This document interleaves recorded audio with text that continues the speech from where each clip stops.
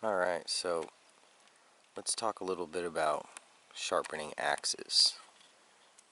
This Prondy axe I just got in a couple days ago. I still have to strip the varnish off the handle. I'm going to make another video on showing you guys how to do that. That's always a good idea. It helps increase the grip on the handle, but we'll talk about that in the next video.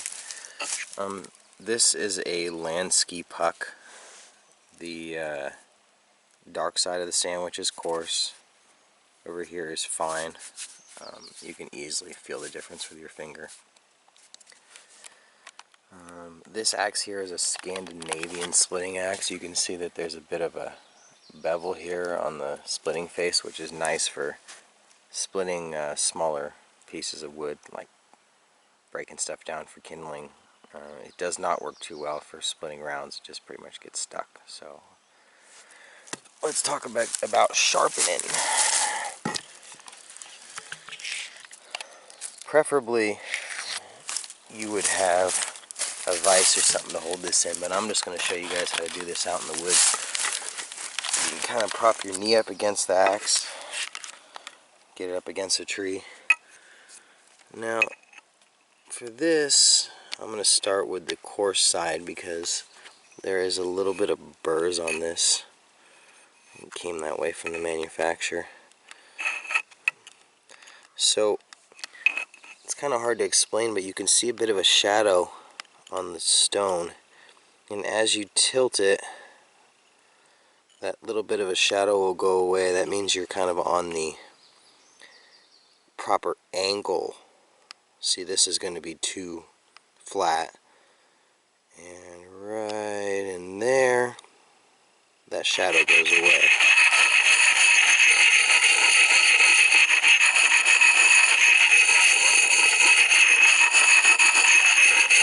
I'm not having to apply much pressure on this, just to remove the burrs. This axe is new, so it's not very dull.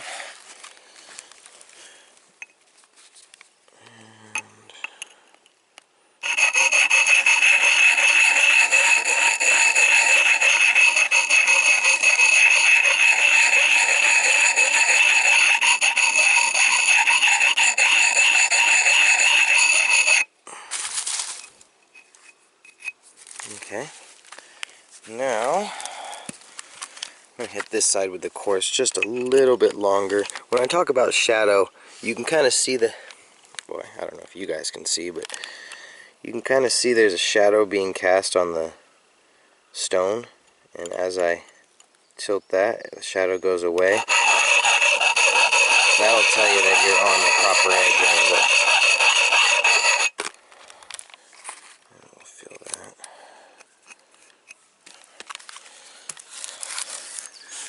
It can also help to look down the blade, kind of see if you're being a little too heavy on either side with your grind, and then you can fix that pretty quickly before it gets too bad. Everything's looking pretty good right now. It feels fairly sharp. Now we're going to go to the fine side, and let's get back in the sun. The same thing applies here. You just get in there, tilt it back till you feel like you've hit the edge.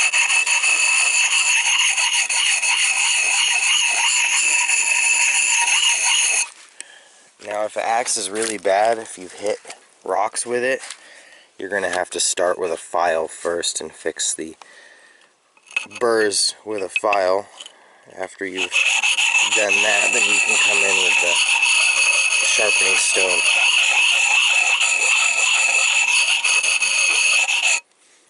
Everything you guys are using should be sharp. Even your splitting wedges, splitting mauls, all of it should be sharp. It just makes it easier for doing the jobs that you got to do.